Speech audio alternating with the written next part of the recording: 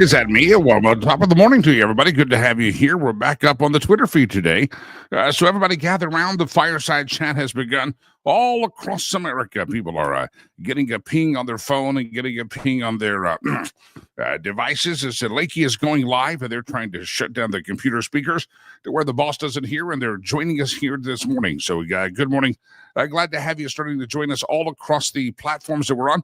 As I said yesterday, we had a problem with all of our Twitter fans and Twitter followers out there, so we apologize. So Twitter, we're back. It was just a little glitch in the system, or X, I think is what we're supposed to call it now. So we're back on the X feed this morning. Good to have you gathering on the X, and good morning if you're on X. Make sure you make a comment in the chat room and say, we missed you yesterday. And we'll make sure we'll make it up to you today by making this the very best that we possibly can. Whether you're listening on the X feed this morning, which is just my name, Jimmy Lakey, or maybe you're on the YouTube Jimmy Lakey channel. There's a couple of people lurking there so far. Are you on the Rumbles this morning? Good morning, Rumble. How the heck are you? I hope you're doing well over on the Rumble. Red Wave America Media Equalizer on Facebook, and also the Facebook Jimmy Lakey fan page. Good to have all of you here tuning in, and again across America. People are across the world, really. People are getting notifications at this moment to jump in and watch Lakey live. Tuesday, the 13th day of May, year of our Lord 2025. Again, Tuesday morning. Boy, what a busy week it's been for the President of the United States. I'm watching a live feed here in the studio right there of him in Saudi Arabia with the Crown Prince of Bel Air, or whoever he is, Crown Prince of Saudi Arabia. I think the Crown Prince of Bel Air is different, right? Oh, that's the Fresh Prince of Bel Air. Well, nevertheless, he's with the Fresh Prince of Saudi Arabia, and they're going to announce a deal. A lot of guys walking up and shaking his hand. Anybody remember the days back when the oil prices had gone really high under Joseph Rubalod Biden, Poopy Pants Man? The oil prices and gas prices at the pump had gone really high, and Joe Biden went over there and was trying to, he didn't even go. I don't think the Saudis would see him. If I recall, Joe Biden was begging the Saudis to lower the cost of oil, and they would not do it. They said, no, Joe, go pound sand. So they never did it. And now President Trump is there hanging out and getting some deals done. We'll see what the deals are. They're about to sign some kind of a statement or a deal if they haven't already. Trump's also going to speak at a Saudi investment forum. Sorry, these allergies still linger, my friends. But what's interesting is I was listening to some analysis on this yesterday, and when a president goes somewhere, they expect deliverables. There's some things that they know are going to happen. There's a lot of fluidity, but they know some things are going to happen on the in the press conference, right? And that's why the Volodymyr Zelensky thing in the White House blew up. They had a deliverable that they were going to announce a deal, and then Zelensky blew up the whole meeting. That's why they were so ticked at Zelensky. Hey, we can negotiate behind closed doors, but in public, we're going to go forth with the deliverables. Well, President Trump is not going all the way that he has gone over to the Middle East, the long flight, sit with the Saudi Arabians, do all the stuff he has to do without some deliverables. And it's going to be interesting to see what those deliverables are. There is some speculation that one of the deliverables could be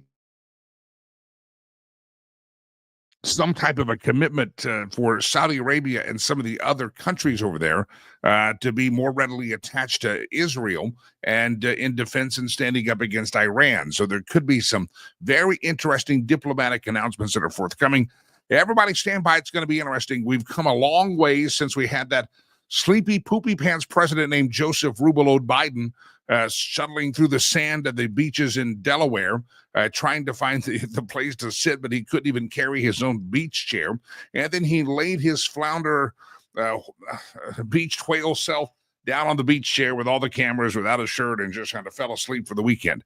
We've come a long ways from that. Let me go through some of the results of Trump's last 4 or 5 days. This is just the last 4 or 5 days. These are just the highlights.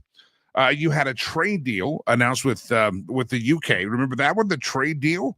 The markets went crazy. The trade deal, the UK, that trade deal was announced. We have India and Pakistan. We're on the brink of a really nasty war. And I talked about this last week, how that's an under-talked about topic. But India and Pakistan come up with a ceasefire negotiated by Donald Trump and the Trump team. So you go from a trade deal in the UK, averting nuclear war with India and Pakistan. And then you have the final remaining American-born or American citizen hostage by the criminal terrorist group Hamas, the demonic group Hamas, and Hamas. And those people released that young man yesterday, final American hostage. So, and I think Donald Trump, if I recall, had put a deadline on it and said, by the time I get over to the Middle East, Hamas had better release our people, or else we're going to have to do it the hard way, and it's not going to be pretty. The other thing that's happened in the last 4 or 5 days is China. China, over the weekend, they met with Scott Bessent, our Treasury Secretary, and the trade war that had escalated so heavily, it disappeared, and now we're going to have a 90-day reprieve, and we're going to have 30 days of niceties with each other, where there are 90 days with niceties with each other and 30% tariffs, et cetera, et cetera. And then you have another one thrown in. He's now traveling to Saudi Arabia. We've come a long ways. No wonder the media in Washington, D.C. is so angry with Trump. They're tired. They're actually having to work. They're actually having to put some work in to do some reporting and stay up. And they don't know where. They don't know, are we covering the Saudi story? Are we covering the Hamas story? Do we cover India and Pakistan? They don't know, because Trump is really multitasking. And I throw that out there as an example and see if you can tell me a time in presidential history. There probably are some, but I think they're few and far between, in which in a 4 or 5 day period, there have been so many epic level of accomplishments that are going on there. I mean, it's really unprecedented, the high level work that Donald Trump is doing. Again, I'm not telling you have to like the old guy, but you've got to admit that those are some pretty high level things that have been accomplished with his team and him around him, and those who he surrounded himself in this term. And those are some pretty impressive stats there. Again, let me go through them again quickly. You have the trade deal with the United Kingdom that got set up. You have the India-Pakistan ceasefire that happened on Saturday. You have the Hamas hostage freed yesterday. You have a China deal over the weekend, in which we're going to lay off these extreme tariffs with each other and work out a good deal. And then the travel to Saudi Arabia, and goodness knows what's going to be happening there. So while the Democrats are left around with Jasmine Crockett using dirty words, and David Hogg saying that we need to primary old people like Nancy Pelosi and Chuck Schumer, and the rest of the Democrats are out there hanging out with at prisons that house Tren de Aragua and MS-13, you have President Trump actually doing something, and the image of your modern Democrat Party is a Botox Nancy Pelosi and a bunch of crazed Democrats going out to hang out with a man accused of domestic violence and felonies at this prison in New Jersey. So compare and contrast what the representation that the American people see with the Republicans right now. Again, Republicans have had my share of my ire a lot, and I think they're not doing as much as they could in the Congress. But I'm just saying the overall perception right now is that President Trump is actually getting stuff done, and the Democrats are out there chasing Tren de Aragua and MS-13. Hey, don't forget, at any of the platforms that we have out there, Facebook, Twitter, YouTube, you can comment. And when you comment, they go right to the studio producer. Chad sees them. It's the new form of a chat room. So if you're on Rumble this morning, good morning. Glad to have you on Rumble. Send us a comment here. Here's a comment. You can see the X there. Lisa comments from the X or the Twitter. Yes, Jimmy, we missed you yesterday on X, but we just went over to YouTube. I tell you this, when we're dependent on technology, everybody needs to have an exit route. You need to have an alternative. You need to have an escape route. You need to have a place you can go to give Lakey love and get Lakey love, even if the YouTube doesn't work one day, or even if the Twitter. So note all the platforms we're on. We're on the several feeds on Facebook, facebook.com/Jimmy Lakey fan page, facebook.com/Red Wave America, facebook.com/The Media Equalizer. YouTube, just look up my name. You'll see the House of Lakey logo, certified channel there. X is a blue check mark as well, and that's just my name as well. Rumble is my name. So Lakey Unleashed on Rumble. There's lots of ways to find us. Instagram, good morning to you. I know Instagram has a lot of come and goes throughout the day. There are not a lot of lingers out there. Are there other platforms we can see what they call the TSL? The time spent listening, and some of you watch the entire program. Instagram people watch about 35, 40 seconds of it, and they go in and out. It's a revolving door. But anyway, good to have you here, and always have your backup. And don't forget, if you ever do miss the program live, let's say you oversleep or you have a meeting when it's live streaming on the video, you can always go back and watch the video on the YouTube or the platforms we're on, or listen to it as a podcast. It happens as a podcast every day right after the show. It goes out on the Spotify, I almost said the LinkedIn, the Spotify, the Apple Bean, Apple Pod, the Beancast, Podbean. There's all sorts of iHeartRadio. We're out there as well. So make sure you find us Apple Podcasts. So we're out there for you to listen to. So always have a backup plan, because when you're beholden to the goons that run Silicon Valley, you never know when they're going to shut you down and slap you around. And so always be prepared, like Lisa was, that if we get shut down for a day off X for some reason, it wasn't Elon's fault. There was a technical difficulty with the streaming software. We were down on X yesterday, but Lisa, being the astute student on the front row that she is, Lisa knew that, hey, we could also find Lakey on YouTube. So always know where you can find the Godfather of Gab. I like that. Producer Chad makes these up every day. He's a very creative type. He's so creative. When he was a child, he colored outside the lines, because he's always cutting. He's always cutting edge on his humor, or he's found a good AI app. I'm not sure. The Godfather of Gab, Jimmy Lakey. Make me happy. Always follow us wherever you go. We appreciate you doing that. So seriously, I want to throw that question out there. Has anybody ever seen a president that in a 4 or 5 day period these are big deals. If you announce a trade structure parameter with China, that is a news cycle unto itself. What does it look like? Let's get CNBC. Let's get Fox Business. Look at all the news reporters. It's really a blip on the screen, because you also had the trade deal with the United Kingdom come out last week. And that in itself is another news cycle, usually within itself. And then you have, it's not been covered a lot because we have feckless and foolish media in America, but we were on the brink of a real problem with India and Pakistan. And then all of a sudden over the weekend, okay, never mind, we're not going to blow each other to high heaven. You have a negotiated peace deal by a ceasefire by President Trump. And then after almost 3 years going on it, Hamas has released the final American citizen after a Trump ultimatum that said, get ready, we're going to turn you into, your sand is going to become a bunch of glass in the desert if you're not careful. And they released a hostage yesterday. And then you have him in Saudi Arabia, and they're expecting some pretty big announcements out of Saudi Arabia. So I'm telling you, my friends, I'm not sure if I can remember, and I could probably do some research. I mean, there's stories that sometimes out of a presidency, there's several stories that make news, a news story a day. But these are pretty big bombshell things that have happened in the last 4 or 5 days under the Trump presidency. And compare and contrast that it's capped off today with President Trump sitting, talking and breaking bread with Saudi Arabia and doing that. And remember, Donald Trump went hat in hand and begged and pleaded and pleased. And I don't think he got to see the crown prince on that. I mean, they just snubbed him because he had cut off oil and gas production here in America because he was beholden to Alexandria Ocasio-Cortez and environmentalist radicals. And so therefore we were desperate for oil and gas, and our prices were going up. And all of a sudden he goes to Saudi Arabia, and they told him to go pound sand. And they said, hey, we got plenty of sand here out in the desert, buddy. You can go pound sand. So watch this. It's going to be interesting. But again, just historical moment that I believe that in the last 4 or 5 days, there's other stories out there as well. And President Trump at every term stops and takes questions from the media. Even the enemies of our media, they ask her stupid questions. He says, you should be ashamed to ask that. But the thing is, he keeps going back to them and letting the press be free and ask questions that they want. And hopefully they'll learn to be more intelligent. I doubt it. Most of them are script readers that have pretty hair and a can of Aquanet. But hopefully they'll learn to be more responsible in their journalism. But these are big stories, and you have to give credit to President Trump. But the other one that's not on that list is this executive order. Some people call it price controls. But this executive order about pharmaceuticals. And we were basically paying a higher price for the pharmaceuticals. They're offering it to Europe and other countries a lot less, and we underwrite all the underwriting. And Trump says that's not fair. Well, it is not fair, and I agree with that. Is the executive order something that has teeth? Is it something that's going to long term? I'm not sure. I watched Rand Paul do an interview.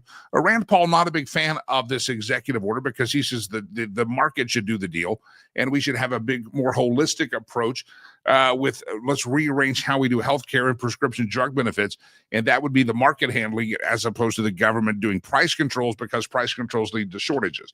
Okay, that's an economic discussion. I'm going to leave that aside for another day, Rand Paul, etc. But what I find interesting is Donald Trump. This just illustrates the Trump derangement syndrome that is out there. Donald Trump signs an executive order to lower the cost of prescription drugs, make them more accessible and more affordable to everybody. And the Democrats, normally Bernie Sanders, who's fighting the oligarchs out there, it seems like they would gather around and they would stand up and say, Donald, we will support you on this one. But even though Donald Trump now has stolen their issue, they just can't bear it. They're so mentally ill. Such liberalism has brought about such mental decline that even on the topic that they probably could agree with and probably could get some sense of ownership in, they decline it because they just cannot handle Donald Trump having any success, and they're willing to surrender topics. They're willing to surrender their electric cars because Elon Musk is finding waste, fraud, and abuse in the budget and in the federal government, and so they don't want Teslas anymore. And everybody that I saw traded in a Tesla wasn't going to the Toyota Prius. They were going to gas vehicles. So Donald Trump gets them with, just because of their own derangement, gets them to surrender their electric cars. Evidently, they now have surrendered their commitment to fair prices and better prices for pharmaceuticals, and the government getting intervened there. And then Donald Trump last week floated the idea that maybe we should raise tax on the wealthy, which I disagree with, but he floated it out there. And all of a sudden, the Democrats went stone cold silent and no longer wanted to partner with him to raise taxes on the wealthy again. This could have gotten the Democrats a seat at the table in the big new budget bill to say, okay, we'll raise taxes and we're going to join with you and we'll form a coalition here. But the Democrats are so deranged that whether it's pharmaceutical prices or whether it's raising taxes on the wealthy or whether it's giving up their electric car, the Democrats have no principles. The only thing that they seem to be guided by, they've surrendered all of those things that were pillars of their existence. The only thing they seem to be guided by right now is their hatred of Donald J. Trump. That's what it is. They just hate the old guy, the orange guy, Donald J. Trump. All right, a couple of stories we'll get to. Don't forget, Laura Carno joins us this morning, lauracarno.com fame. We'll get to her, Faster Colorado. Also, we'll talk about some of the state and national stories that we're talking about. She joins us every Tuesday morning at about 8:30 Mountain Time, 10:30 Eastern Time. You never want to miss Tuesday because it's Carno Tuesday here on the show. Don't forget all the platforms that you're out there. You can comment and share and pontificate and proliferate with us. Give us your thoughts on all the news stories out there. Has anybody ever remember a time in presidential history in which you have these five? I mean, these are real big items. I mean, I'm not talking small items. I'm talking really big items that President Trump in the last 4 or 5 days has accomplished, that each of them are big news stories on their own. Each of them are breaking news headline, World War II print on a newspaper, but they're just rapid firing out there. It really is unbelievable. All right, I do have a question of the day for you. Arloa jumps into the chat room. She's on one of the Facebook feeds. She says, love Laura. A lot of folks love Laura. I know you all love Laura. Somebody's going to jump in and say, she's the smartest woman I've ever heard on the radio. Well, good. You know, suck it up, Buttercup. Do you compliment me this way? Probably not. But Laura gets on. She gets all the compliments. Laura's great. Love having Laura on. It's been an honor for years to have her. And when it came to the streamcast here, it was an honor to have her join us here. So all seriousness, we love Laura. Yes, we do. We love Laura. How about you? If you did not raise your hand right there, you need to go to church on Sunday 3 times and repent and get baptized because you have to love Laura. It's in the Bible somewhere. I promise you it's there. All right, here's the question of the day. President Trump is going over to the Middle East. If you remember Trump's first term, he wanted a new Air Force One, and they've ordered a new Air Force One. And it was supposed to be ready at the end of his second term, which would be now this term, because now second term, because we got interrupted by old poopy pants Joe Biden. Got interrupted by old poopy pants. And so Qatar says, hey, you've been ordering that big plane and it's not ready yet. We just happen, we're Qatar. We have gifts. We have one laying out in the yard out there. You want it? Pull it around. Pull it around, Mohammed. Get it around here, Abdul, whatever your name is. Pull it up. Let's go. Give that to the president. And they've gifted it to the to the president and said, you can use this as an Air Force One. It's a sky palace is what it is. It's a beautiful airplane. And it already has the red and blue stripes that Trump wanted on the new Air Force One. But Boeing has been such a freaking disaster at getting stuff out on time that they're running behind. And so they've given the gift to the USA, to the United States government, and said Trump can use it as Air Force One. And so there's controversy, and this is our question of the day. Do you believe that President Trump should, and the United States should receive this plane from Qatar? They're giving it to Trump, but they're giving it to America. Now, I heard Rand Paul last night. It was, again, an interesting interview with Rand Paul. I always appreciate when guys like Rand Paul would go on a Jesse Waters show, and Jesse Waters has drank all the water, and he is, I like the Jesse Waters show, don't get me wrong. But I think Donald Trump could do no wrong. Right? It's all Donald Trump. He's a great cheerleader. Well, Rand Paul is also a fan of Donald Trump, but he had a different perspective, and I appreciated Rand Paul last night. And Rand Paul pointed out that in the Constitution, we have something called the Emoluments Clause. It's a provision in the Constitution that prohibits federal officials from accepting gifts, emoluments, or titles from foreign states without the consent of Congress. It's designed to prevent corruption and foreign influence in the government. This was the problem with the Biden family, is that Joe Biden did not receive things directly from Ukraine or China or Russia, but his son did. And some people said, at least by the spirit of the law, it's a violation of the Emoluments Clause, because we all still question Joe Biden's loyalties and his cognitive abilities and his loyalties, etc. So by definition, Donald Trump, by the U.S. law in the Constitution, cannot accept this gift from Qatar because it is a gift from a foreign state. However, there's a little loophole they've come up with, and I'm asking you a serious question here. Just because it's Donald J. Trump doesn't make it something you have to say yes to. Do you believe that Donald Trump should accept this plane? Now, Attorney General Pam Bondi has come out, and she has come out and said that, oh, by the way, Pam Bondi was the former lobbyist for Qatar. Just letting you know that. Let's throw that out there as well. She worked for the nation of Qatar as a lobbyist. She has publicly approved the legal basis for President Trump to accept the gift of a $400 million luxury jet, which is intended for use as Air Force One. Bondi issued a legal statement stating that arrangements are permissible because the aircraft will formally be transferred to the Trump Presidential Library Foundation before the end of Trump's term, and then rather than being given to Trump personally. So, hey, it's not going to him as an individual, it's going to a foundation. Bondi's legal analysis argues that the gift does not violate the Emoluments Clause because, number one, the plane is not being given to an individual, but to the United States Air Force, and ultimately to the Presidential Library Foundation. The gift is not conditioned on any official act, so it does not constitute a bribery. And Bondi's position is that the structure avoids constitutional issues. So here's my question of the day. Do you believe that it avoids constitutional issues? Do you believe that this is a gift that the president should accept? Do you believe that this is good for America? Now, I do have a question. They say he's going to be able to use it as Air Force One. Air Force One is a very complex aircraft, and the systems that are on there and retrofitted in that and built into that are not your average sky palace. They're not your average airplane. And so is it that's what a question I haven't heard the media ask. They're so appalled by the Emoluments Clause. Okay, let's say you accept the gift. How long is it going to take for it to be as safe as Air Force One? Air Force One has special flying capabilities. Air Force One has special communication capability. It has special offensive weaponry capability. It also has separate defensive weapon capability. I mean, the fittings and the floor plan of Air Force One are not something that you buy off the rack. So that's the question that I also say, if we take it as an American gift from Qatar and it's all legal and all that, is it really practical that that's going to actually become a temporary Air Force One just for the expense of retrofitting that thing? Now, Trump says it's a gift, and if you're on the golf course and you get a free putt, you don't argue and say, oh, I don't want the free putt. You take the free putt when someone offers it to you. That is a question of the day. Should Trump be allowed to keep the new Air Force One? Even before that, should America even accept this new gift from Qatar? Do you agree with Pam Bondi? There's all sorts of angles you can approach this.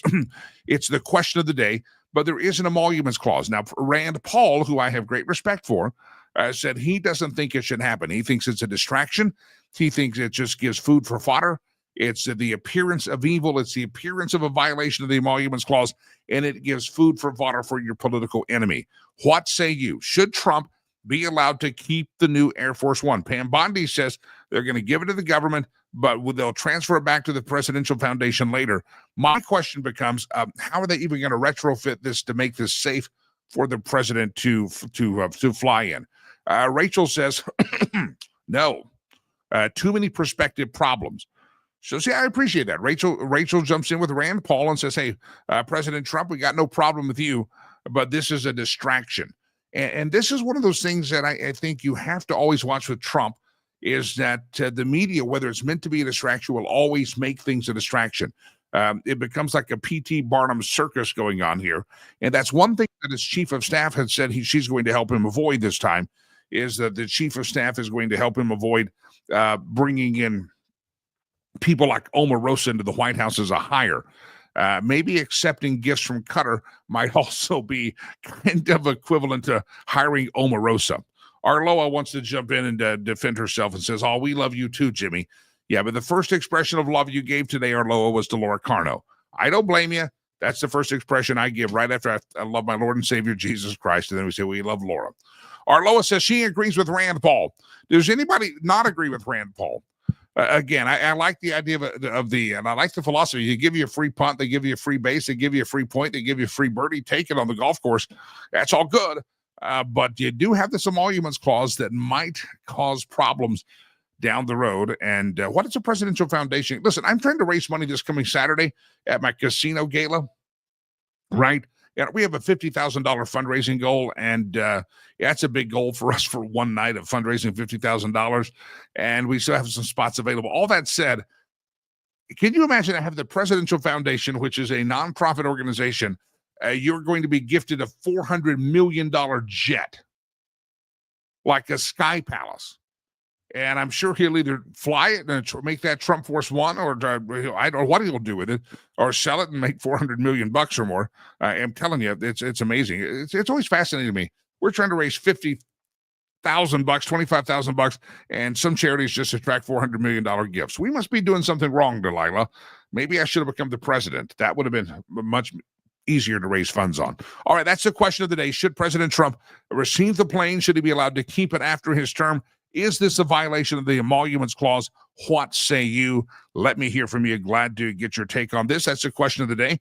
So far, the ladies who have jumped in here agree with Rand Paul and say too many perspective problems, too much complication, probably not a good idea, probably not a good look for President Trump. That's what I also don't understand. I guess you're giving it to Trump, but he says give it to the Air Force so they can make it Air Force One, but they'll give it back to me later.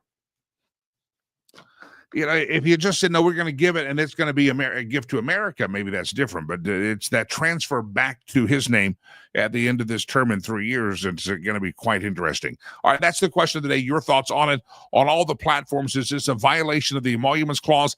Even if it's not a violation of the emoluments clause in which you can't receive gifts from foreign countries, is it a little bit too close for comfort?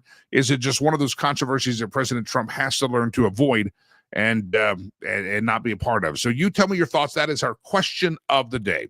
All right, before we go to Laura Carno, who's waiting patiently in the green room, I believe it was yesterday, which was Monday, was National Limerick Day.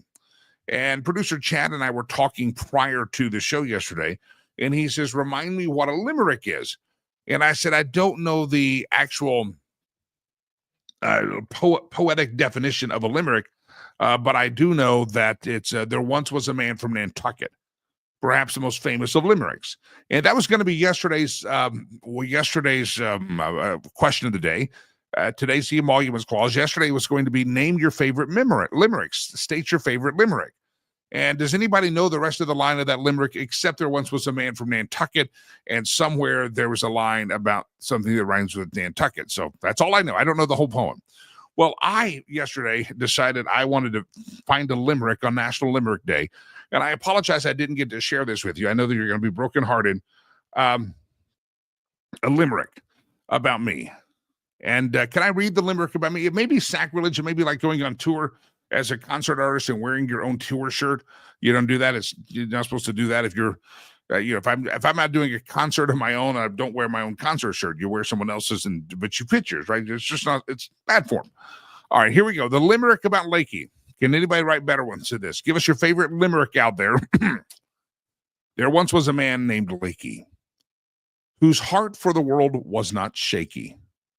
In Rwanda, he'd strive to help kids survive, and his promise to River was weighty. That's pretty good, huh? That's a pretty good little limerick there. That's a lot cleaner than there once was a man from Nantucket. That's for damn sure. All right, did you agree with Rand Paul on the emoluments clause? And also, if you'd like to type of your favorite limerick, feel free to do so. And don't forget, we've been unleashed from the bonds of confines of corporate radio. So even though I have a personal beat button in the chat room, you don't have a beat button. But anybody know the rest of that? There once was a man from Nantucket. I like that limerick about me. I think that's a nice one. The National Limerick Day. I sing poetry about myself. Hell, I figure I can read a poem about myself, a limerick, if I also can play a choir that sings my name every day before we start the show. All right, very quickly, I want to take this quick break and remind you we have a casino event this coming Saturday. Still got some space available. I think we might have 2 seats at a poker table left. The casino night is wide open, but if you've been thinking of registering, you really better register. Everybody stand by. We're registered at riverspromise.org. It's just coming Saturday, May 17th. It's at the Omni Interlaken Resort and Hotel. You're going to see in the background here in just a moment. There's still time to get registered. I think the prices maybe have stayed the same through today. I think we extended it. We've been pushing it back for people. Give me one more day. So we've been pushing it back, but that's got to stop here, my friends. As we're about to shut the whole thing down as far as registration. Watch this in just a second. I can converse more with Laura Carno. Everybody stand by. I want to see you Saturday, and I'm about to give you a personal invite. Don't you forget it, all right? Thank you.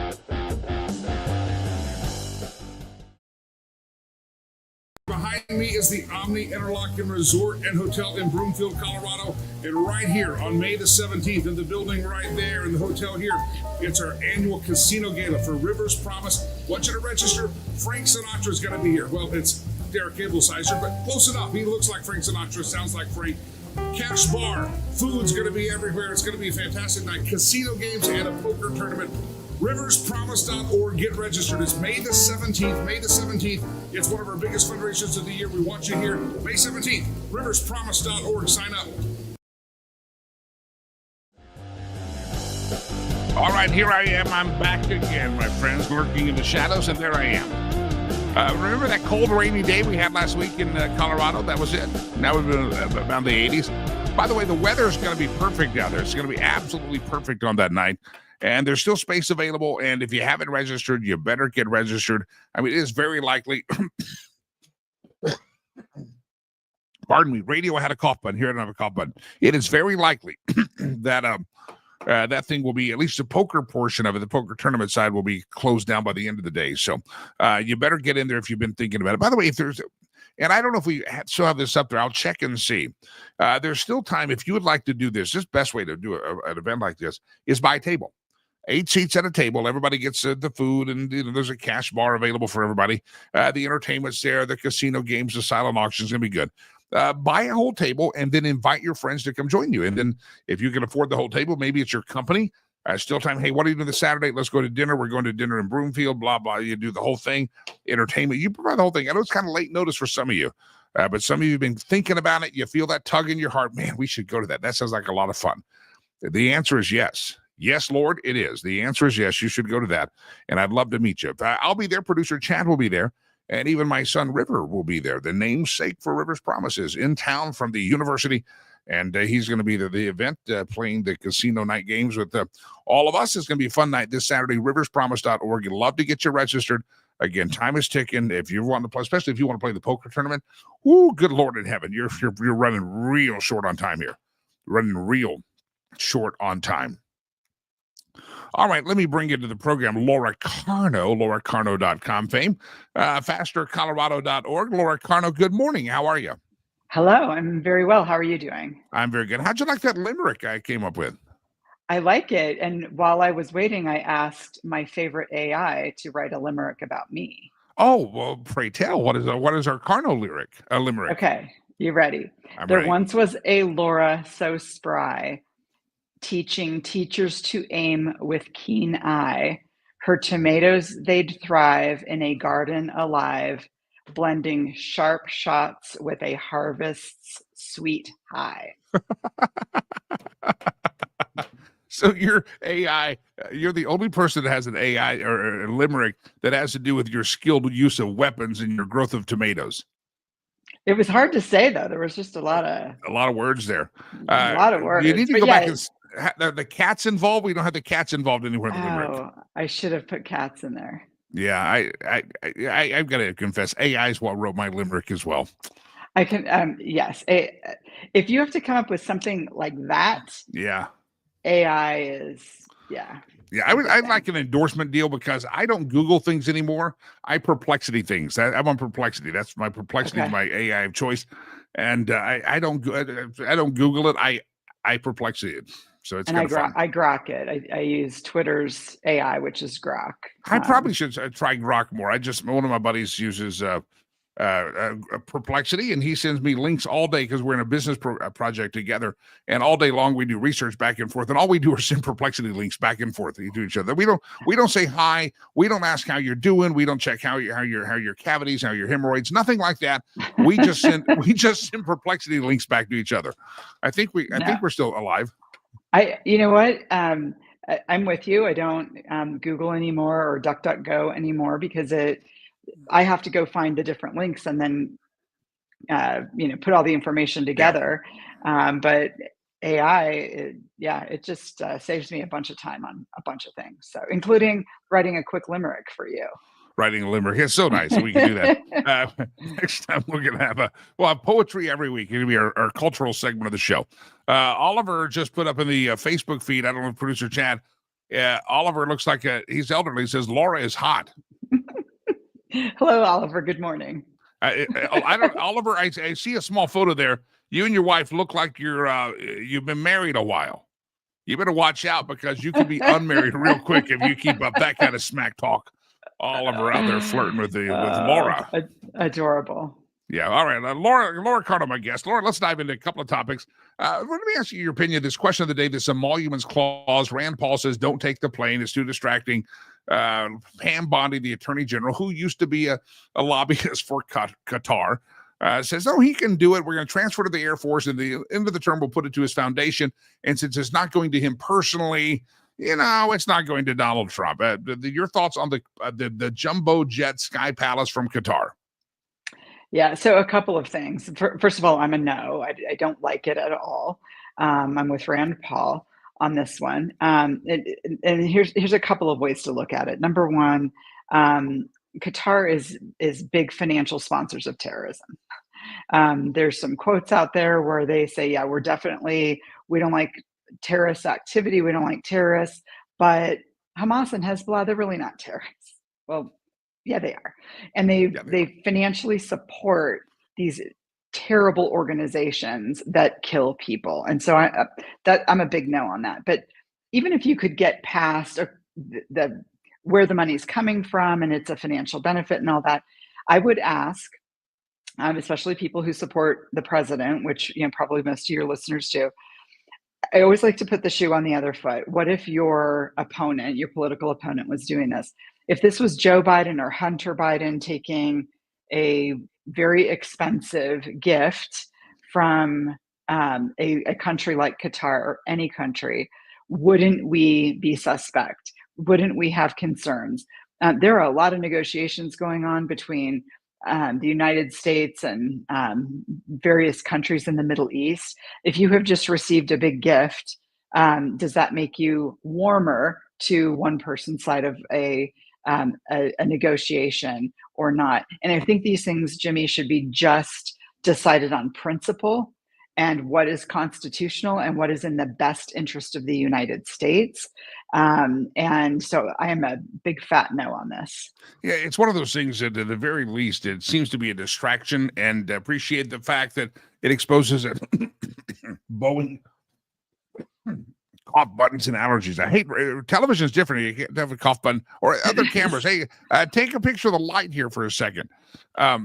It's just like bringing Omarosa back to the White House. It's just a distraction. I think the administration does not need. On the pro part of the administration, I went through this list of the last 4 or 5 days.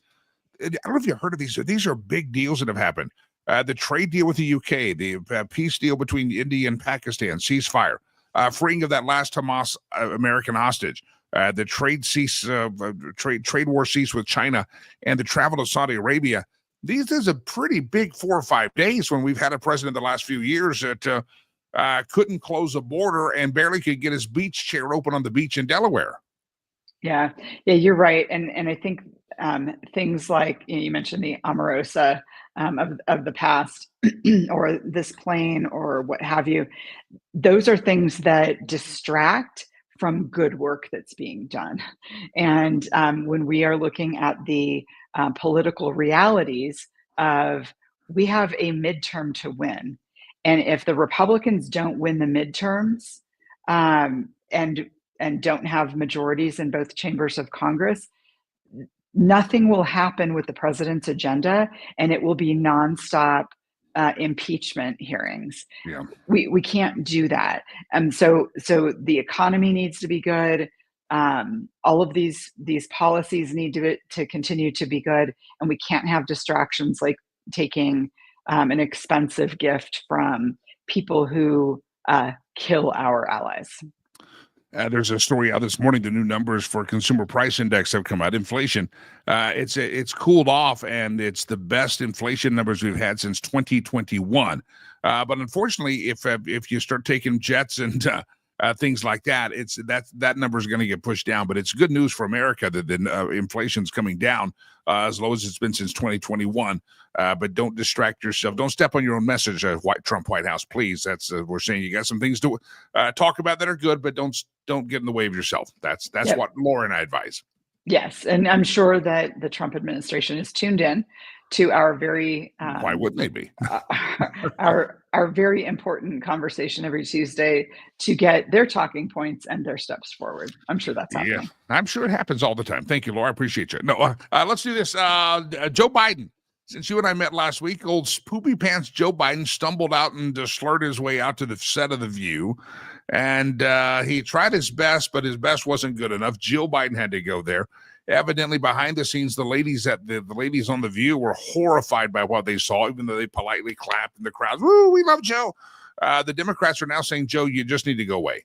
Go away forever. Let history judge you. We're tired of defending you. Literally, they have said as much. Every time you come out, we have to spend a month defending you, why we covered up your decline, and we're admitting that Donald Trump defeated us. Talk about this. They all knew Joe Biden was not fit to an office, but now they're acting sanctimonious. Now they want to hide him. Right. Yeah, they want to hide him, and they want to hide their complicity in covering it up. And I think history will view this as one of the great political cover-ups in history. It might not be this year. It might not be in 2 years. It might take a number of years. But when you look at great political cover-ups, everybody thinks of Watergate. I think this is going to be on par, on level with Watergate in the future, where people will look back and more information is going to come out. There's this Jake Tapper book that's out saying that there were Biden aides that were saying, hey, if he wins this re-election, we're going to have to go to the wheelchair because he can't get around anymore. We're already mapping out what the path is that has the fewest number of steps from here to there. The aides knew that, the media knew that, and everybody covered it up. And not only did they cover it up, they said things like, oh yeah, he's in, behind closed doors, he's doing, backflips and somersaults. They knew that they were lying to the American people, and they should be held accountable. Yeah, I heard that even at The View the other day, even though they put on a good face on television for him, that Jill had to wheel him into The View, and he walked on stage. That was the rumors that there's a wheelchair involved in his day-to-day life, and God bless him. Everybody's going to get old one day, but the lies that have been told and the cover-up, It's to some level, Laura. You almost look at if something major would have happened, a horrible situation would have happened, endangering national security. These people would have blood on their hands for not letting us know that we have a competent president that can make a decision in times of turmoil. It's almost like you wonder, are there any kind of criminal charges that could come to these people that were prolific in this? It just something seems there has to be some accountability. This cannot happen. Yeah, and you would hope that in the Trump administration, if there are criminal opportunities to go after people, that they would look at it. But what it reminds me of, Jimmy, because it's not just the cover up, but they were saying to people like us who were reporting on a very regular basis that this man has no mental competence to do anything, much like he couldn't, babysit a kid, much less run a country. They were telling us that, these videos were deep fakes, and we were the ones being accused of doing something. And this reminds me so much of what happened during COVID, when a lot of people were saying, hey, if the virus was being studied at the Wuhan lab and the first cases came from Wuhan, wouldn't it just make some sense that it leaked from the lab? And we were called racists, and we were called conspiracy theorists. So it's not just the cover up, but it's the complete gaslighting of your political opponents when we were just saying very, very common sense things. And the same thing happened with Joe Biden. Yeah, it's man. Jake Tapper doesn't get by with it. Jake Tapper is one of the worst of the worst. He would shut people down, and now he's acting all surprised and vapors. I can't believe it happened. Jake Tapper, you're a liar. There's a story you sent me over, and it shouldn't be headlines, but it is headlines. All because of Doge. Remember the deep stone caves, everybody, that they had the archives stored in, where they couldn't retire. You couldn't have too many people retire at one time. Well, now all of a sudden, President Trump and Doge have fixed it. And the Office of Personnel Management have said federal employees can now retire electronically. I guess you're no longer having to retire in the cave.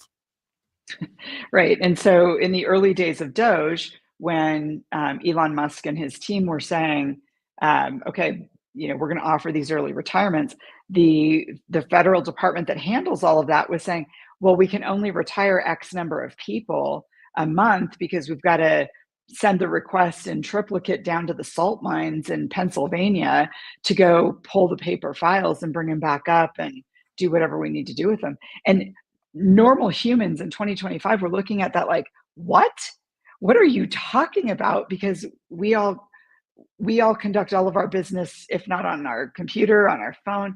And this is how that's being done. And everybody in the federal government was saying, no, it's just too big a mess. We can't fix this. Well, in 100+ days, whatever we're on now, Doge has fixed it. And as you said, every federal employee who wants to retire can just go online like everybody at a corporation can do today and initiate their retirement paperwork.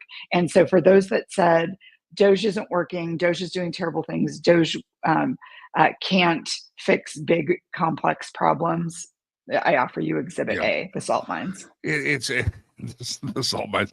It's fascinating to also see that Doge and Trump have exposed this thing that's the antiquated retirement system. All the millions and billions of dollars we spent in D.C., we were still retiring people in the salt mine. And you look at our air traffic control equipment, and it looks like it's from the Vietnam or World War II era, and they were still using floppy disk. And we learned over the weekend that if they wanted a replacement part, they had to go on eBay to a collector to get it.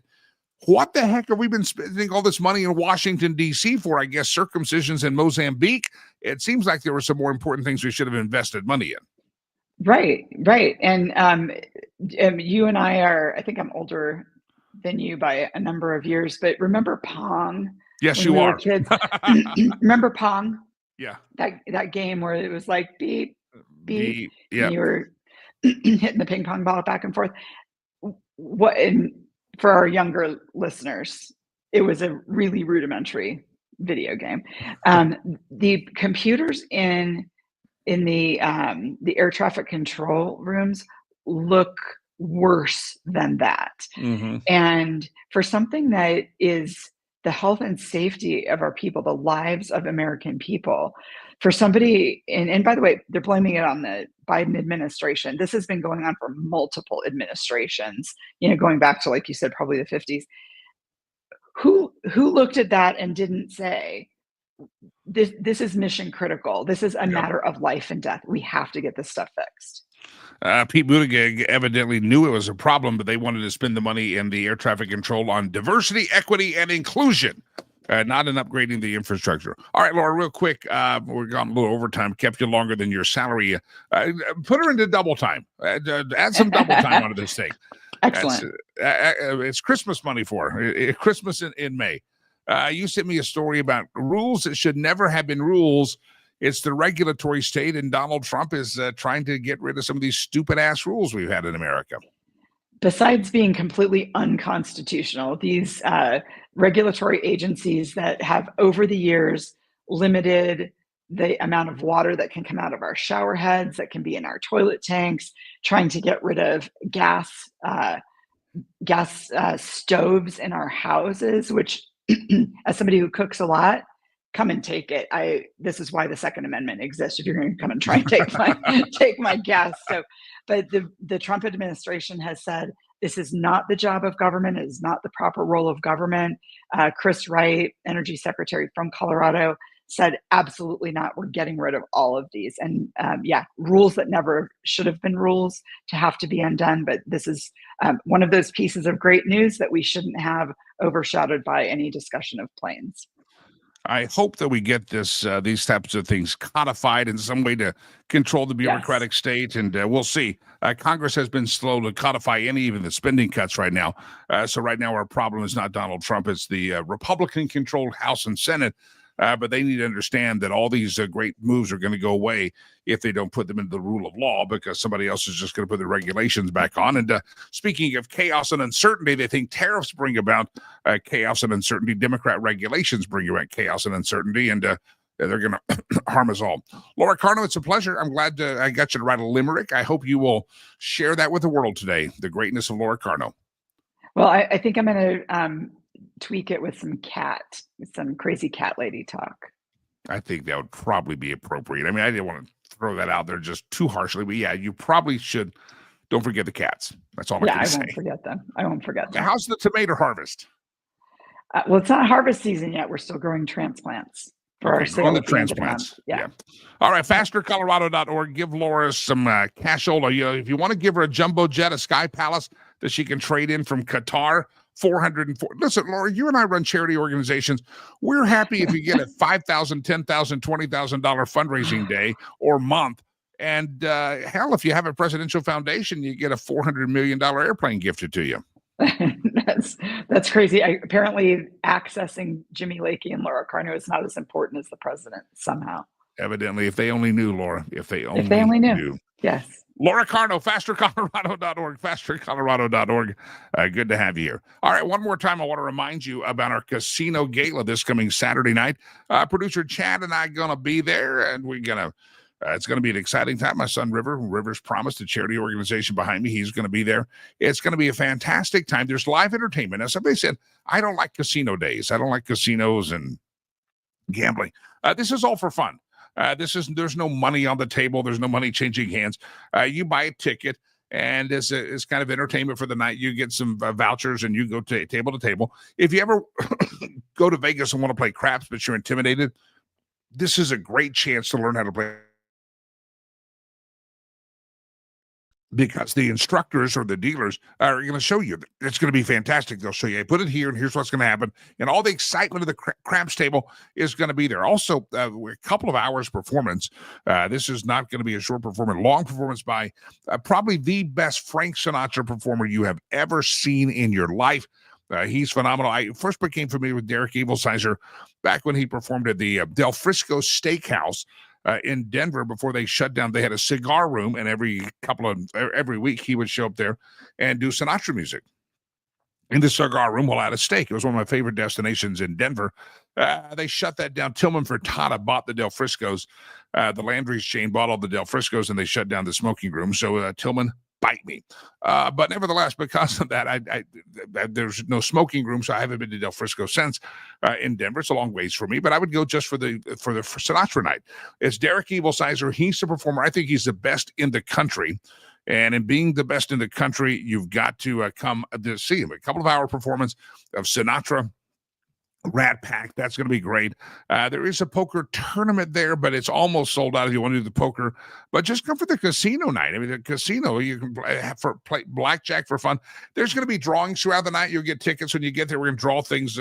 You can win Omaha steaks. I mean, all sorts of stuff. We gift cards. We're just going to give drawings away all night. There's always a winner, but you're not winning because of gambling. You're winning because your name gets drawn from a hat. So that's how it's all legal. It's all just for fun, just for frivolity and revelry. That's all we're doing it, and it's just a way to entertain. And there's going to be some great food, and there's going to be a cash bar available, and it's all of the Omni. And let's play, producer Chad, let's play that commercial one more time. You will see the glorious, beautiful hotel, the grounds, the green grass is there. There's a fire pit out there. People will enjoy their cigars. It's going to be a great night. And let me tell you, if you have not been to a Rivers Promise event, we're known for throwing good events. I remember that was my background. I did concerts and events. We're known for having parties. Even our golf tournament every year is really just a drinking game where golf gets happening every once in a while. We have good parties. This is going to be one, and I want you to be there.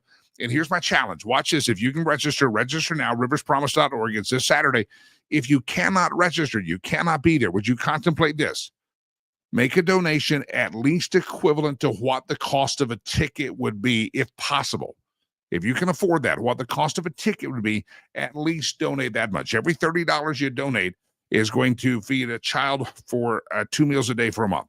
Every $65 you donate is going to feed the child for two meals a day for a month and keep them in school and keep their education and their insurance up to date. Watch this. This is me standing by at the pavilion at the Omni, inviting you on a rainy day last week to be with us on a glorious sunny day this coming Saturday. Roll the tape. Behind me is the Omni Interlochen Resort and Hotel in Broomfield, Colorado. And right here on May the 17th, in the building right there in the hotel here, it's our annual casino gala for Rivers Promise. Want you to register. Frank Sinatra is going to be here. Well, it's Derek Evilsizer, but close enough. He looks like Frank Sinatra, sounds like Frank. Cash bar, food's going to be everywhere. It's going to be a fantastic night. Casino games and a poker tournament. riverspromise.org. Get registered. It's May the 17th. May the 17th. It's one of our biggest fundraisers of the year. We want you here. May 17th. riverspromise.org. Sign up. All right, I have to tell you, this is not a arm-twisting event. We don't do that at any of our events. We might, do a paddle race. We do some auction stuff, but there's no pressure. Just coming is a thanks enough. But we do want you to come with the intent of being able to donate and participate and help more. Again, we have a $50,000 fundraising goal. I'm sending out an email in just a couple of minutes. It should hit the ground, a couple of hours, I should say. And it is a big deal. This is our second or one of our first of two fundraisers a year. And our goal is to raise in the next several days $50,000. You know what today is? Today is, are you ready for this? May the 13th, 2007 is the day that I went to the airport for the very first time. And I flew to Rwanda, not understanding the magnitude that trip would have on me. I'm going to tell part of that story in an email today. If you don't subscribe to our email newsletter, go to riverspromise.org, scroll down to the bottom. You'll see a subscription option, subscribe, opt in, and you'll get that. But 18 years ago today is the anniversary of when I actually flew to Rwanda for the very first time. And so this is kind of an anniversary day. And if you'd like to give an honor of that, feel free. Our goal in the next couple of days leading up and just past casino night is to raise about $50,000. And the only way we're going to do that is to have your help with it. And so we appreciate your help. We want your help. 18 years ago today, I caught a plane and flew to Rwanda for the very first time. And obviously, I think you can say I made a promise because I'm still going there 18 years later. And we're doing fantastic things. And this is the anniversary of my first trip today, departing Denver 18 years ago this morning for Rwanda. I'd love to have you participate with us. Again, riverspromise.org. Make a donation today. Even if right now, maybe it's just challenging. Give $18 in honor of 18 years. $18. A lot of you could do that. Riverspromise.org. Do that.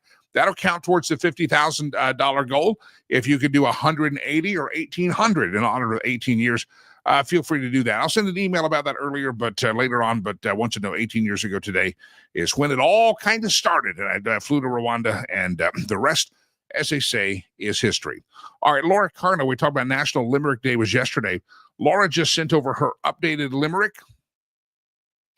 And this is it, because she had the cats and the guns in there, but she didn't have the tomatoes and guns, but she didn't have the cats. So here it is. She just sent it to me text, live radio.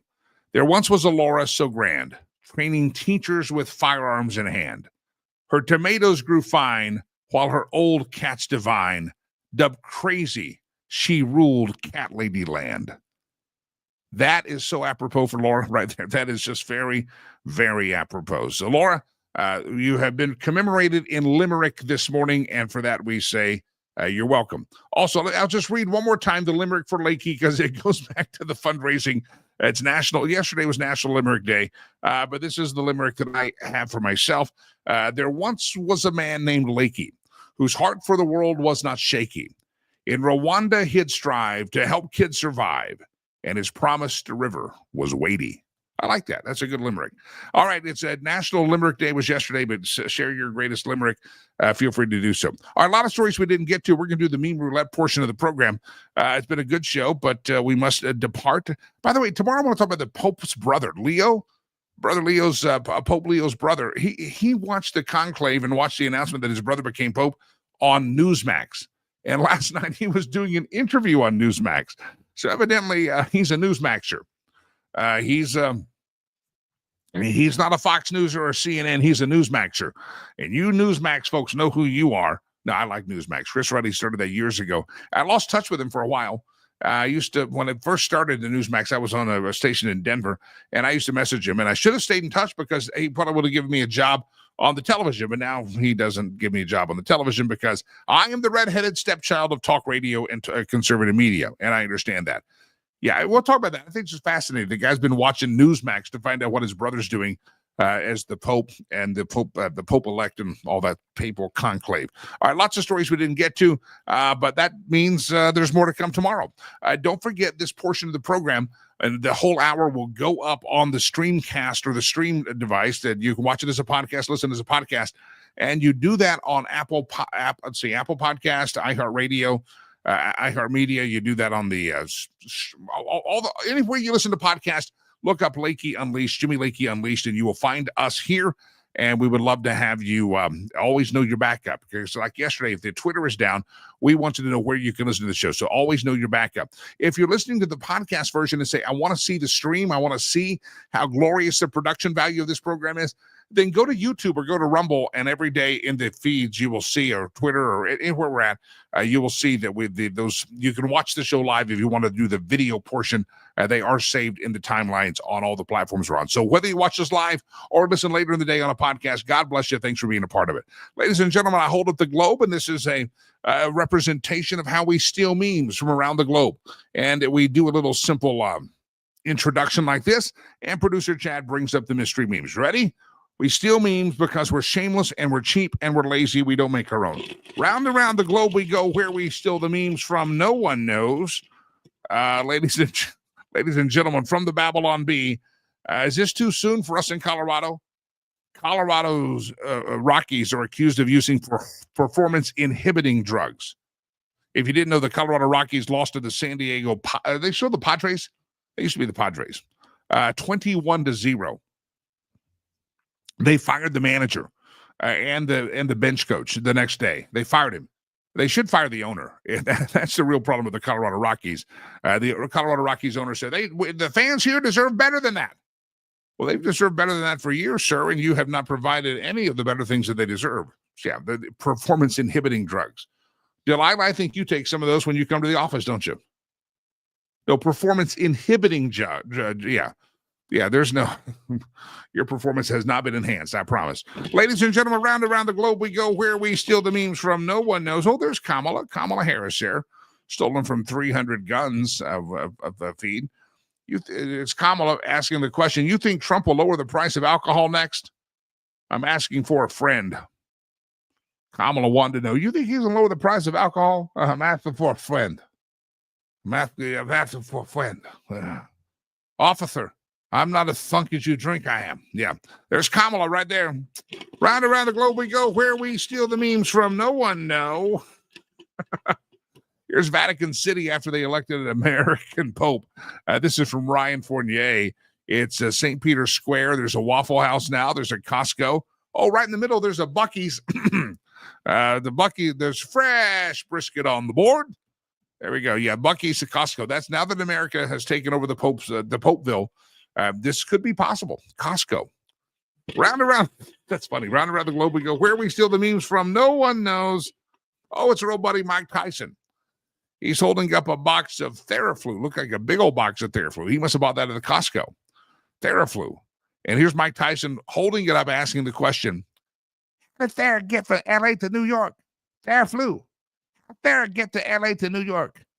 Theraflu. Get it? That's how Thera get from... It's a joke, okay? It's a play on words, Delilah. God, you're not... Yeah, you need some drugs for some sort. I think, are we at round around the globe we go? Where we steal the memes from, no one knows. Last one. Last four letters of in American, I can. Last four letters in the word Republican is I can. Last four letters in Democrats, rats. Let's ponder that again and just think of the real prolific nature of it, because words matter. The last four letters in the word American, I can, I-C-A-N. The last four letters in a Republican, I can, I-C-A-N. The last four letters in Democrats, R-A-T-S.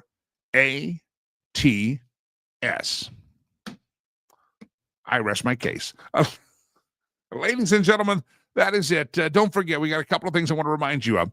If you'd like us to brag about your business, we have a couple of openings now for some sponsorship. I'd love for you to brag about your business and to tell everybody about how good you are. The same way I get to tell you about Sherry Cree, homeswithsherry.com.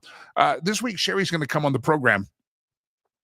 And it's going to be phenomenal that she's going to be on the program, because we're going to talk about negotiation and her art of negotiation and the art of pricing. And sometimes people, they get the price wrong in a house, and that can affect the entire transaction, the entire time that the house is listed. And so we're going to talk to Sherry Cree on Friday on the program and talk about the art of negotiation, the art of pricing, and how she's the best at it. But listen, if you've been thinking about contemplating a real estate transaction, maybe you're looking for a new primary residence, maybe it's a first-time home buy, maybe you're ready to downsize, upgrade, whatever the case may be. Maybe you're just looking for a better school district. Maybe you found out that Trenday Aragua had moved into your neighborhood, and you want to move now.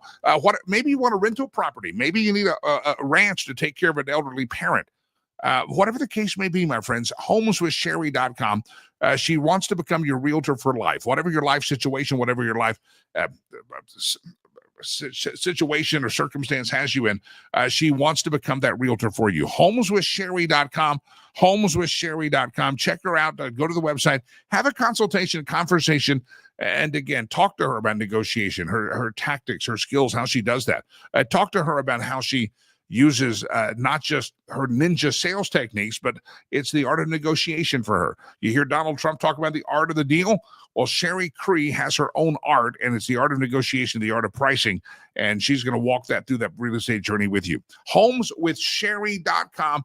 If you're in Fort Collins, hello, this is who you call. If you're in Denver, this is who you call. Aurora, Boulder, Broomfield, you get the idea. That I-25 corridor in Colorado. If you're out of state wanting to move to Colorado, homeswithsherry.com. She can help you find that right spot. Even if it's in the Denver area, maybe you look in the mountains. Homeswithsherry.com. If you're out of state looking for a place, homeswithsherry.com. All right, make that donation today to Rivers Promise if you would. Get registered for the charity golf event. Jeff, happy Tuesday, Jimmy and Chad. Well, Jeff, happy Tuesday to you and Jeff and Cassie. I could say that either way. Cassie. I'm going to go with Cassie. The godfather of Gab is who I am, and I'm pleased to have you here. And I'd like to introduce you to Rivers Promise. I want you to learn more about the charity. Register for our casino night. That is forthcoming. Casino night this Saturday. There's still a couple of spots left at the poker table. There's we can get more people to the casino night, but if you've been thinking about it, now's the time. If you're interested in a table sponsorship, let me know. Info at Jimmy Lakey. We'll get that set up for you. I think those have already come off the website, but we can fit some more in. Love to have some more of you. It's going to be a fantastic live entertainment. This is the perfect date night. And 2, 3, 4 hours of just pretending like you're in Vegas, and it's this Saturday. And if you miss it, You're not going to get to do this again with us for a year, so you better do it this Saturday. Riverspromise.org to register, and if you can't make it, please contemplate a donation and just put gala in the comments or casino, and we will count it towards the fundraising goal on that night. Ladies and gentlemen, I must depart here because it is time to depart. I appreciate Laura Carno being on the program. I appreciate all of you faithfully listening to the show. Don't forget, in just a matter of moments, this show will go up in podcast history. And what's going to happen? It's going to be up on the iHeartRadio app. It's going to be on the Apple Podcast app. It's going to be up on Spotify. It's going to be up on so many places that you can actually listen to it throughout the day. So if you ever miss a program live on the live stream or the video portion, don't forget the audio portion. Also, there's more content coming out on the Lakey Unleashed Street podcast coming up real soon. Some long-form interviews dropping soon, so don't miss those. Until we meet again tomorrow, God bless you. May God bless America. I am Jimmy Lakey. Peace. I'm out of here. Bye-bye. See you tomorrow.